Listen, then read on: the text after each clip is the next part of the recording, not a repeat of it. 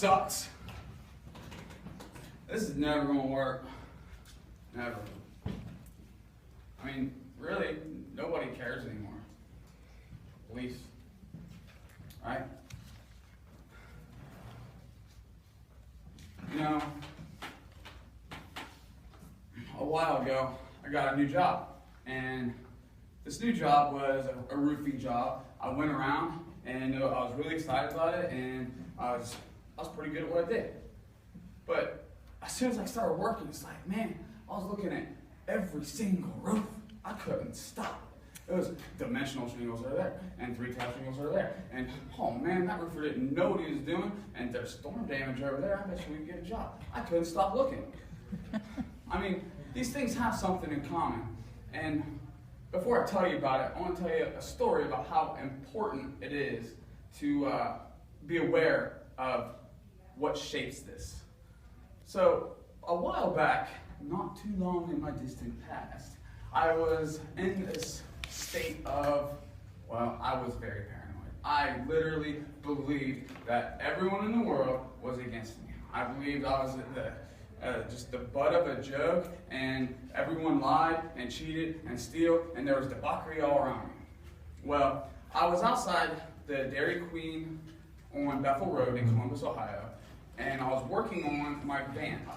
Okay, so I wasn't really working on my van. I thought it was bugged, and I was tearing it apart, and I was looking for those people that were listening to me because I knew these wires weren't meant to be in my car. So I would go into the store to get a drink of water or talk to someone, and when I come out, I go to start my car, and the thing doesn't start. So I get out of the car, and I look down, and you know why it didn't start? There's a puddle underneath my gas tank, so someone siphoned my gas. And I look up to find the culprit, and none other was there's this little girl. Okay, she wasn't that little. She was like a teenager. But she was walking away from my car, and gosh darn it, I knew she stole my gas. So I went out, and I started walking, and I went to go find her, and I said, hey! And she turns around and sees me, and she starts running.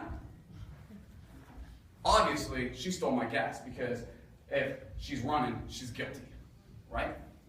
Okay, looking back, I can totally see that, you know, every rational thought that I thought I was having was completely irrational. But they were completely supported by my belief systems. Okay?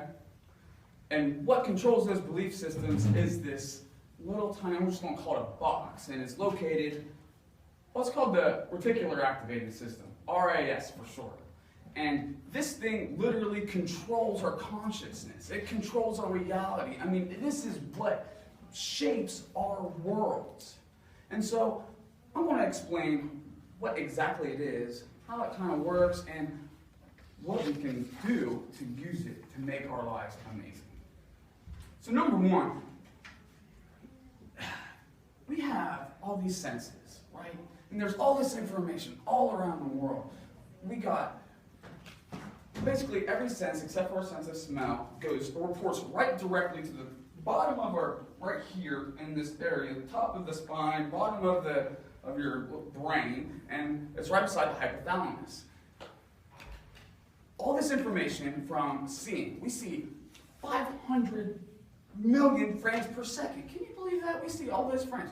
And in this room right now, at all times, my subconscious is gathering information over here in my peripheral vision that I'm not focusing on. I can feel the temperature of the room. It's noticing smells. It's the lighting and the way things hit. All this information is coming, but it's not being reported to me. Why? Because my reticular activating system says, you can't handle all this, Eric. You can't handle it all. So we're going to bring the things that are important front and center. Right? The things that are important front and center. Well, how in the world does it know what's important? Our beliefs. Our beliefs are directly tied to what we view as important. And so, going back to life sucks. If you go around or know someone that goes around and says life sucks everywhere they go, right, and they look miserable, they are miserable, it's because literally their life does suck. And everything that they see, their reticular activating system brings front and center to support that belief. And so life sucks for them. Now, can you imagine if someone goes through life saying, this will never work, this will never work, whether it's a relationship, whether it's a job, or even goal setting. Your reticular activating literally brings everything front and center, that supports those beliefs, and of course it's not going to work. Same thing with nobody cares. So how do we reshape this? Because literally it's habitual thinking. It's years of habitized thoughts that we were unconsciously aware of, and so now we just got to kind of pull the plugs out and put them back in, right? All we got to do is, once we become aware of, oh, this is negative thinking, right? This isn't helping me out. This is destructive to my character. We have to find a way to be constructive, right? And with that, we just say a couple of beliefs. Like, let's say life is awesome. Go find things that make life awesome. If nobody cares, go find people that care, right? So you're consciously building the table of your beliefs. And then all of a sudden, your reticular activating system is going to start bringing all that stuff front and center. Now, best of all, how this can really, really increase your quality of life is, I can get things done. This is going to work. Because then all of a sudden, you're not activating on what is true. You're activating almost on faith because you know it's going to happen. And then your reticular activating system subconsciously starts bringing all these things and these reasons why it's going to work. You know, that's the same reason why Thomas Edison didn't care about money. He's like, no, come, because it's going to happen, right? Long story short, sum it all up. I'm going to challenge everybody to do one thing, and it's going to change your life if you don't do it already.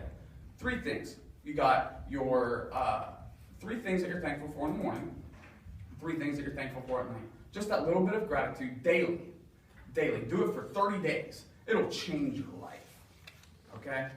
I'm going to finish. I'm going to close with a quote by none other than, anybody can put his name on the front of a quote, and you got to listen to it because his name's Albert Einstein, right? And he said, the most important decision that you have to make in life is whether you live in a hostile or benevolent world. How true is that?